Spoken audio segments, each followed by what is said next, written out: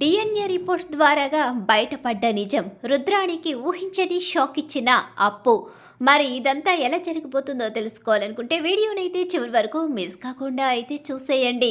ఇక్కడ చూస్తే రుద్రాణి అయితే పక్కా ప్లాన్ చేసుకున్నాను కాబట్టి ఖచ్చితంగా ఇక నేను అనుకున్నట్టే జరుగుతుంది. ఆస్తి మొత్తం రాహుల్ పేరు మీదకి మారిపోతుందని చాలా సంబరపడిపోతూ ఉంటుంది. ఇక అనుకున్నట్టుగా జరిగి రాజుని పెళ్లి చేసుకోవాలని చెప్పేసి రుద్రాణి కూతురు అనుకుంటూ ఉంటుంది. నా బిడ్డ మారిపోయింది, మీకెవరికి ఎంత చెప్పినా సరే మీకు అర్థం కావడం లేదని కావ్య మొత్తుకుంటూ ఉంటుంది. ఇక ఇక్కడ చూస్తే సుభాష్ అలాగే ఇక ఆ ఇంట్లో ధాన్యలక్ష్మి మిగిలిన వాళ్ళందరూ కూడా ఆలోచించుకుంటూ కావ్య పరిస్థితి ఏంటి ఇలా అయిపోయింది. కావ్య ఎప్పుడు ధైర్యంగా ప్రతి సమస్యను ఎదుర్కొంటూ ఉండేది, కానీ ఈరోజు కావ్య పరిస్థితి ఇలా అవుతుందని అనుకోలేదని ధాన్యలక్ష్మి అంటూ ఉంటుంది. అవునమ్మా, నిజమే, వదిన ప్రతి విషయాన్ని కూడా తను చాలా తెలివిగా ఇక అలాగే ధైర్యంగా ఎదుర్కొంటుంది. కానీ ఇప్పుడు వదిన పరిస్థితి ఏంటో ఎవరికీ అర్థం కావడం లేదు.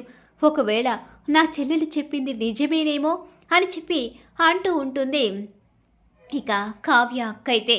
ఇక్కడ చూస్తే ఇక అందరూ కూడా బాధపడుతూ ఉంటారు. తన కోడల పరిస్థితి తలుచుకుంటూ ఒక పక్క అపర్ణ బాధపడుతూ ఉంటుంది.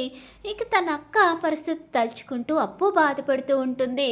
ఈలోగానే ఇక్కడ చూస్తే రాజు అయితే ఆలోచిస్తూ ఉంటాడు. కళావతి చేతి మీద పుట్టుమచ్చ గురించి కూడా క్లారిటీగా చెప్తుంది, తల్ల స్పర్శ గురించి చెప్తుంది. ఒకవేళ కళావతి చెప్పే దాంట్లో నిజముందేమో అని రాజు అంటూ ఉంటాడు. ఏంట్రా మనవడా, ఏం మాట్లాడుతున్నావు? అవునమ్మా, కళావతి చెప్పే దాంట్లో నిజముందేమో అనిపిస్తుంది. అసలు కళావతి చెప్పేది కాస్తో కోస్తో ఆలోచించవలసిన విషయంగా కనిపిస్తుంది నానమ్మ అని చెప్పేసి అంటూ ఉంటాడు రాజ్ అయితే. అలా రాజ్ కూడా కళావతి తన భార్య చెప్పిన మాటల్లో వాస్తవం ఉందేమో అని చెప్పి ఎదురు చూస్తూ ఉంటాడు. ఈలోగానే ఇక అక్కడ అప్పు అలాగే కళ్యాణ్ ఇద్దరు కూడా ఆలోచించుకుంటూ ఉంటారు. అక్క చెప్పిన దాన్ని బట్టి ఎంక్వైరీ చేస్తే బాగుంటుందేమో అని అనిపిస్తుంది కళ్యాణ్ అని అప్పు అంటూ ఉండగానే, ఇక సరే నీ ఇష్టం, వదిన సంతోషంగా ఉండడం మాత్రమే నాకు కావాలని కళ్యాణ్ అంటూ ఉంటాడు. ధాన్యలక్ష్మి అపర్ణ ఇద్దరు కూడా ఇదే ఆలోచిస్తూ బాధపడుతూ కూర్చుంటారు. ఇంట్లో అందరూ కూడా ఇక ఒకవేళ కావ్య చెప్పిన మాటల్లో వాస్తవం ఉందా లేకపోతే భ్రమపడుతుందా, తను మా ఇంటి వారసురాలా కాదా అనే ఆలోచన ఆ బిడ్డపై ప్రతి ఒక్కరికి వచ్చేస్తుంది. ఇక రాజ్ అయితే మాత్రం కావ్య దగ్గర ఒక మాట అంటాడు. ఇక ఈలోగానే ఈ విషయం అయితే రుద్రాణి దగ్గరికి చేరిపోతుంది. ఏంట్రా, ఏం మాట్లాడుతున్నావు నువ్వు? అవునమ్మా, వాళ్ళైతే డిఎన్ఏ టెస్ట్కి కూడా సిద్ధపడిపోయారు. ఏంట్రా అంత అంత కూల్గా చెప్తున్నావు? మరి నువ్వున్నావు కదా చూసుకుంటావని. చూసుకుంటాను, ఎట్టి పరిస్థితిలోని ఆ డిఎన్ఏ రిపోర్ట్స్ కావ్య చేతిలో పడనివ్వను. కావ్యను నేను ఆ బిడ్డ గురించి తెలుసుకోనివ్వను. అదే మా ధైర్యం కూడా. నువ్వు ఖచ్చితంగా ఏదో ఒకటి చేస్తావనే ఆలోచన నాకుంది, అందుకే ధైర్యంగా ఉన్నామని చెప్పేసి ఇక రాహుల్ కూడా చెప్తూ ఉంటాడు. ఇక్కడ చూస్తే అప్పు అయితే ఆలోచనలో పడుతుంది. అప్పు సీక్రెట్గా అప్పటికే ఎంక్వైరీ మొదలు పెట్టేస్తుంది. ఇలా మొదలు పెట్టగానే డిఎన్ఏ రిపోర్ట్స్ కోసం ఆల్రెడీ టెస్టులు వెళ్తాయి. వెళ్ళిన వెంటనే ఇక అక్కడ నుంచి రిపోర్ట్స్ కూడా రానే వచ్చేస్తాయి. అవి కూడా స్పాట్లో జరిగిపోతాయి. ఎందుకంటే అప్పు చాలా సీక్రెట్గా ఈ వ్యవహారాన్ని చేస్తుంది. ఎవరి చేతిలో ఎవరికి తెలియకుండా అసలు పర్సనల్ డాక్టర్ ద్వారాగా ఇది చేస్తుంది. మరో మూడో గంటకి తెలియకుండా చాలా వ్యవహారం చేయడంతో ఆ రిపోర్ట్స్ ప్రత్యేకించి రాజ్ చేతిలోనే పడతాయి. రాజుకి క్షమాపణ చెప్పిన ఆ డాక్టర్ అయితే మీరు తీసుకెళ్ళిన బిడ్డ మీ బిడ్డ కాదు అన్న నిజాన్ని బయటపెడుతుంది. ఇక్కడ చూస్తే ఇక మన పని అయిపోయినట్టుంది అని చెప్పేసి ఇక్కడ అక్కడ మినిస్టర్కి అయితే చెప్పడానికి వస్తుంది. ఏంటి మీరు అనేది? బిడ్డ గురించి ఎలా తెలుస్తుంది? నేను చెప్పాను కదా, డిఎన్ఏ రిపోర్ట్స్ కోసం ట్రై చేస్తున్నారని చెప్పాను, కానీ మిమ్మల్ని మేనేజ్ చేయమని చెప్పాను. కానీ మీరు ఎక్కడ అసలు మేనేజ్ చేసినట్టే తెలియలేదు. నాకు ఛాన్స్ కుదరలేదు. మీరు అబ్బే నా వల్ల అవుతుంది, నేను పర్ఫెక్ట్గా ఇక రిపోర్ట్స్ మార్చేస్తానని చెప్పారు. మీ భార్య కోసం ట్రై చేస్తానని చెప్పారు, కానీ మీ వల్ల ఏం కాలేదు అని చెప్పేసి అంటూ ఉండగానే ఇక మినిస్టర్కి పెద్ద షాక్ ఎదురవుతుంది.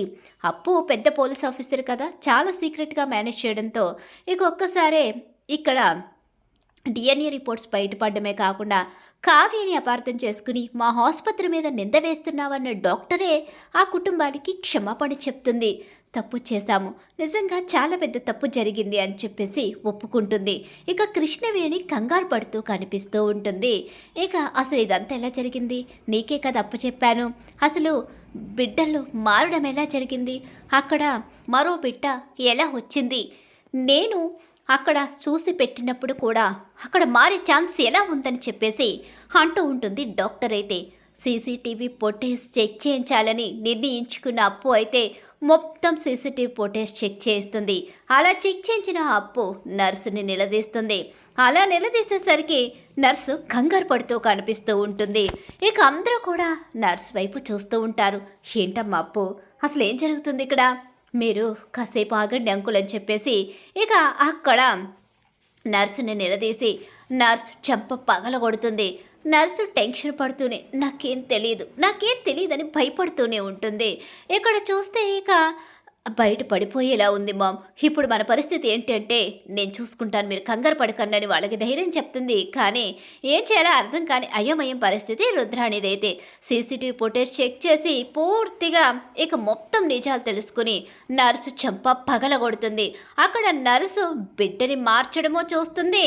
అలాగే రుద్రాణి వెళ్ళి అక్కడ మినిస్టర్తో మాట్లాడడం కూడా తెలిసిపోతుంది. అక్కడ ఇక ఎలా అయితే మొత్తం తెలుసుకున్న అప్పు అయితే ఆసుపత్రిలో అసలు సీసీటీవీ ఫుటేజ్లు ఉండగా కూడా ఇలాంటి దృశ్యాలు జరగడం అంటే అసలు ఆసుపత్రి ఇన్ఛార్జి ఏం చేస్తున్నారు, అసలు నైట్ టైంలో ఈ నర్సు వెళ్ళి వాళ్ళు ఇచ్చిన డబ్బుకి కక్కుర్తిపడి మినిస్టర్ అయితే మాత్రం అసలు ఇలా ఎలా చేయగలరు, నేను ఎవరిని క్షమించే ప్రసక్తే లేదు అని చెప్పి రుద్రాణిని తీసుకురమ్మని తన కానిస్టేబుల్స్ని పంపిస్తుంది. అలా కానిస్టేబుల్స్ని పంపించడంతో రుద్రాణి వస్తుంది. ఒక్క క్షణం కూడా ఆలస్యం చెయ్యకుండా గన్ తీసి గురిపెడుతుంది. అలా గన్ తీసి గురిపెట్టడంతో రుద్రాణి చాలా టెన్షన్ పడిపోతూ ఉంటుంది. అప్పు అని చెప్పేసి రాహుల్ పిలుస్తూ ఉంటాడు. రాహుల్ పిలిచినా సరే నేను తనని క్షమించను, మా అక్క బిడ్డని ఏం చేసింది, ఆ మినిస్టర్ చేతికి మా అక్క బిడ్డని ఇచ్చేసిందని అందులో క్లియర్గా తెలుస్తుంది, నేను క్షమించే ప్రసక్తే లేదు అని చెప్పి ఇక షూట్ చేసేపోతూ ఉంటుంది. అలా షూట్ చేసేపోతూ ఉన్న సమయంలోనే వద్దప్పు, నన్ను క్షమించు, ఇక నన్ను బయటకు గెంటేసరిన కోపంతో ఇదంతా చేశాను, నన్ను క్షమించు అని చెప్పేసి అంటూ ఉండగా బిడ్డని తీసుకురమ్మని చెప్పి మినిస్టర్కి ఫోన్ చేయి అని చెప్పి అనేసరికి మినిస్టర్కి కాల్ చేస్తుంది. ఏంటి నువ్వు బిడ్డని తీసుకోమనగానే తీసుకున్నానని తీసుకురమ్మన్న వెంటనే తీసుకొస్తాను అనుకున్నావా, అది జరగదు అనేసరికి మినిస్టర్ గారు మీ పరువు పోకుండా చూసుకోవాలంటే మా అక్క బిడ్డని తీసుకొచ్చి ఇవ్వండి, లేకపోతే మీడియాతో సహా మీ ఇంటికి వస్తానని చెప్పి అప్పు అనేసరికి మీడియాతో వస్తే తన పరువు పోతుంది. ప్రస్తుతం ఉన్న సిచ్యువేషన్లో ఇక తను మినిస్టర్ కాబట్టి ఇదంతా జరిగిందని తెలిస్తే తన పదవి కూడా పోతుంది. కానీ తన భార్య ప్రాణాల ముందు ఇవన్నీ లెక్క కాదని అనుకుంటాడు. నేను మీ భార్య ముందు ఈ నిజాన్ని బయట పెట్టే పరిస్థితి ఏర్పడుతుంది, మీరు సైలెంట్గా ఆ బిడ్డని తీసుకురావాల్సిందే అని చెప్పేసి అనేసరికి ఇక తన భార్యకు కూడా చెప్పకుండా బిడ్డనైతే తీసుకొచ్చేస్తాడు. ఇక తర్వాత ఎలా మేనేజ్ చేసుకుంటాడన్నది మినిస్టర్ విషయం. కానీ ఇక ఎప్పుడైతే రుద్రాణి ప్రాణాల మీదకి వస్తుందో, మినిస్టర్ పరువు పోతుందని భయపడుతుందో, అలా ఆ బిడ్డని తీసుకొచ్చి నన్ను క్షమించండి, కానీ ఇక ఇంతకన్నా నేనేం చేయలేను, వేరే దారి లేక నా భార్యని కాపాడుకోవడం కోసం ఈ రుద్రాణి గారు నాకు సలహా ఇవ్వడంతో ఇదంతా చేశాను, నన్ను క్షమించండి, ఒక మినిస్టర్ని అయి ఉండి ఇలా చేయడం కరెక్ట్ కాదు, కానీ తప్పనిసరి పరిస్థితిలో ఇలా చేయవలసి వచ్చింది అని చెప్పి క్షమాపణ చెప్తాడు. తన భార్యకి ఏం చెప్పాలో అర్థం కాక తన భార్యను ఎలా కాపాడుకోవాలో అయోమయం పరిస్థితిలో మినిస్టరు సతమతమవుతూ అక్కడి నుంచి వెళ్ళిపోతాడు. కానీ ఇక వాళ్ళ బిడ్డ వాళ్ళ చేతిలోకి వచ్చేసరికి రాజ్, కావ్య చాలా హ్యాపీగా ఫీల్ అవుతారు. కానీ రుద్రాణికి మాత్రం ఊహించని షాక్ ఎదురవుతుంది. ఇక నిన్ను క్షమించే ప్రసక్తే లేదని చెప్పి ఇంట్లో వాళ్ళందరూ కూడా రుద్రాణి మొహం చూడ్డానికి కూడా ఇష్టపడకుండా ఇక అక్కడి నుంచి రుద్రాణిని అరెస్టు చేసి ఎప్పటికీ బయటికి రాకుండా జైల్లో పడేయమని ఇంట్లో వాళ్ళందరూ కూడా కేసు పెట్టడానికి సిద్ధపడతారు. అలా పెద్ద షాక్ ఎదురవుతుంది రుద్రాణికి, తన కొడుక్కి, కూతురికి కూడా.